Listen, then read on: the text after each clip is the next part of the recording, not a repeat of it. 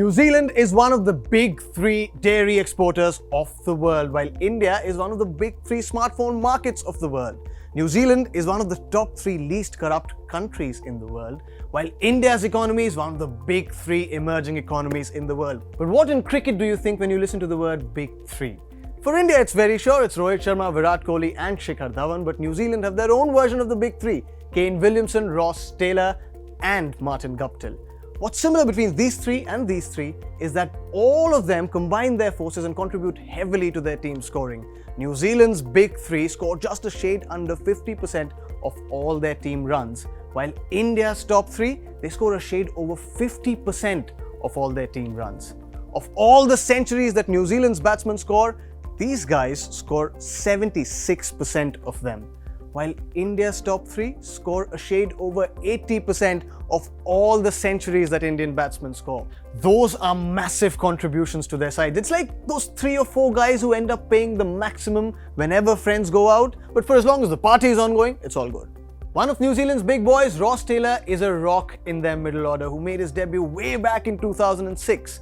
But ever since the 2015 World Cup, he has the second best average in ODIs for a batsman. You know who the first is, right? Of course.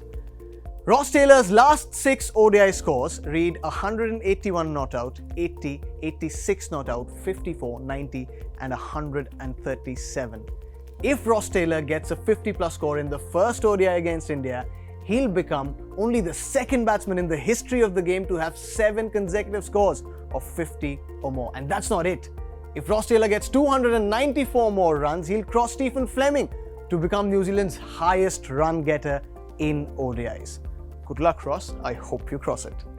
From New Zealand's big boy to India's big boy Rohit Sharma, who's had a fantastic 2018 in ODIs, but struggles against New Zealand, a side against which he averages the second worst, only a little better than South Africa. And he struggles against Tim Southee, his longtime teammate at the Mumbai Indians, who's the second most successful bowler against Rohit Sharma in ODIs. You want to know who the most successful bowler is? Take a guess. It's Angelo Matthews, who's dismissed him the most number of times in ODIs. Of course, that's a record that he'd like to better someday.